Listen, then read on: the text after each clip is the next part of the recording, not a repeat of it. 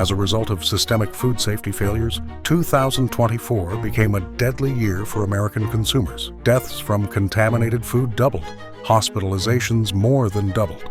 Nearly 1,400 people got sick from recalled products. That's a 25% increase from the year before. What's shocking is where much of this crisis is concentrated, at the grocery store chain with the most loyal customers in America. The one with the Hawaiian shirts, the quirky products, and the cult-like following.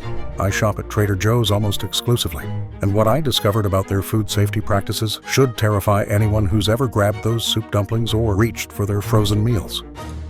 Let me walk you through what happened in just 5 weeks during the summer of 2023. Trader Joe's recalled black bean tamales contaminated with undeclared milk.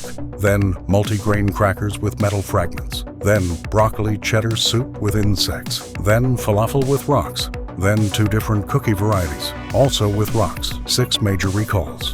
5 weeks. Bill Marler is one of the country's leading food safety lawyers. His reaction to Trader Joe's recall spree? Frankly, in 30 years of doing this kind of work, I do not recall one store recalling so many items in such a short period of time. And 2023 wasn't an anomaly. In 2024, Trader Joe's continued the pattern. Chicken soup dumplings with plastic fragments from a permanent marker, steamed waffles contaminated with listeria, cashews with salmonella, green onions with salmonella, carrots with E. coli. This year alone, they've already recalled products in 31 states, including cracked bottles and mislabeled items with undeclared allergens. The tasting table documented the biggest Trader Joe's recalls over the past decade, and the pattern is unmistakable. Rocks in falafel, glass in chicken salad, bone fragments in chicken burgers, insects in soup, plastic in dumplings. But this isn't just about the frequency, it's about what these contaminants reveal. Foreign objects like rocks and metal suggest problems at the harvesting and processing level, while plastic fragments point to equipment failures during manufacturing. These are preventable contamination sources that indicate gaps in supplier oversight.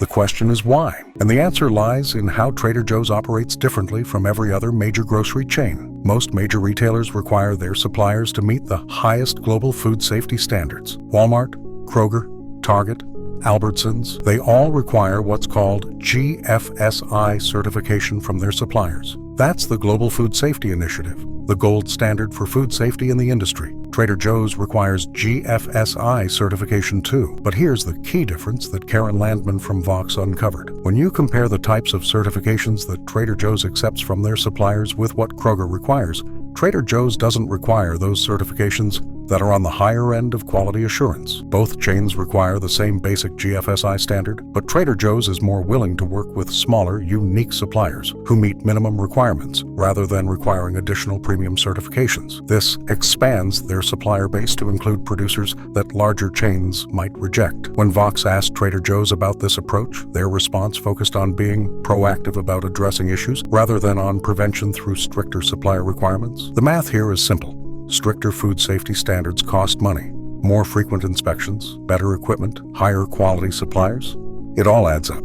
The average cost of a food recall is $10 million in direct costs, plus brand damage and lost sales. But if you're only recalling when something bad happens instead of preventing it in the first place, the calculation can favor looser standards, especially given how popular the stores are. Here's how Trader Joe's benefits from this approach.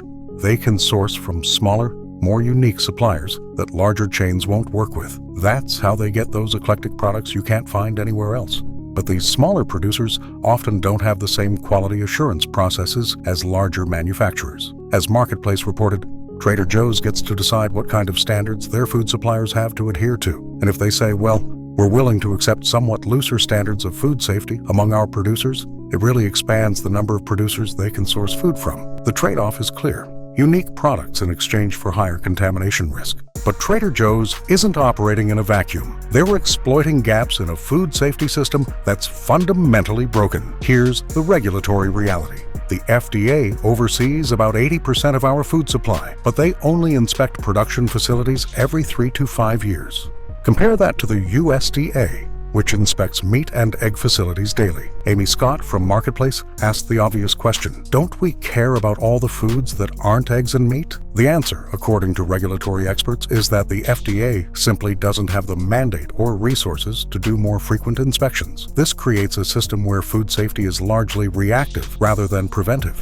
Companies can rely on suppliers with minimum standards because regulatory oversight is infrequent and inconsistent. The numbers prove this point. Research from Queen's University found that only 21% of food recalls are detected by the companies themselves. The other 68% are caught during routine or spot testing by regulatory bodies. That means most companies, including Trader Joe's suppliers, are finding out about contamination the same time you are.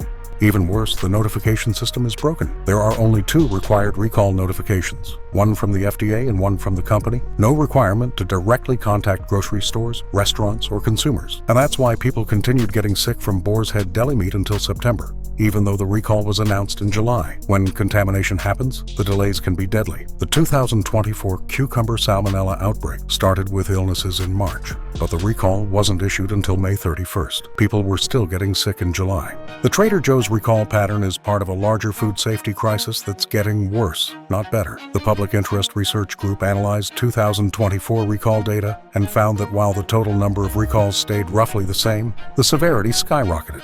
Deaths doubled. Hospitalizations more than doubled, and 98% of foodborne illnesses came from just 13 major outbreaks. Major brands that consumers trust were at the center of deadly outbreaks. Boar's Head deli meats killed 10 people. McDonald's Quarter Pounders killed 1 person and sickened 104 others. Grimway Farms carrots killed 1 person and sickened 48 others. The causes are consistent across the industry. Operational mistakes like incorrect labeling, undeclared ingredients, and contamination during production. More than half of all recalls happen because of basic quality control failures. What's particularly concerning is that many of these outbreaks involved trusted brands and everyday foods.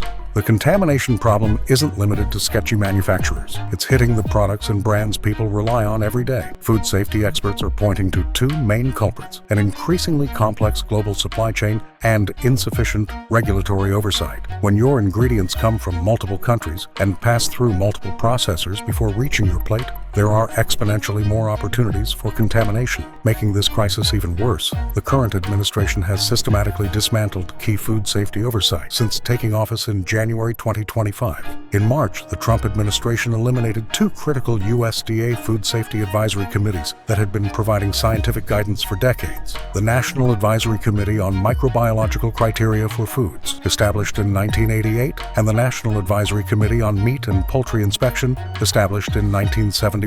Brian Ronholm from Consumer Reports called the move very alarming and warned it should serve as a warning to consumers that food safety will not be a priority at USDA in the foreseeable future. At the same time, the FDA has been hit with significant layoffs, including probationary employees responsible for assessing the safety of new food additives and ingredients. This comes as the agency was already struggling with inspection backlogs. Approximately 2,000 drug manufacturing facilities hadn't been inspected since before the pandemic. The cuts are part of a broader effort by HHS Secretary Robert F. Kennedy Jr., who has promised to clear out entire departments of the FDA. Teresa Murray from the Public Interest Research Group warns that anything that affects the FDA's ability to do random food testing, conduct site inspections, or work on investigations would be concerning. With food recall deaths and hospitalizations already doubling, these cuts to an already under-resourced system couldn't come at a worse time. So what does this mean for you as a consumer? First, understand that this isn't just about Trader Joe's. Their recall frequency is alarming, but they're operating within a regulatory system that allows these trade-offs between unique products and safety standards. Second, recognize that the cost of looser standards isn't abstract. It's measured in hospitalizations and deaths. When companies choose cheaper suppliers or less rigorous safety protocols, you're the one who bears the risk. The solution isn't to boycott Trader Joe's, it's to demand better from the entire system. Stay informed about recalls through news sources and the FDA website. When companies have multiple recalls, vote with your wallet. But most importantly, understand that the food safety system you think is protecting you is actually designed around industry convenience, not your health. Every time you see another recall notice, remember that it represents a failure that could have been prevented with stricter standards and better oversight. The question isn't whether you'll be affected by a food recall. With these trends, it's when. What steps are you taking to protect yourself from contaminated food? Let me know in the comments, and if this opened your eyes to problems in our food system that need more attention, make sure to subscribe for more investigations into the systems that affect your daily life.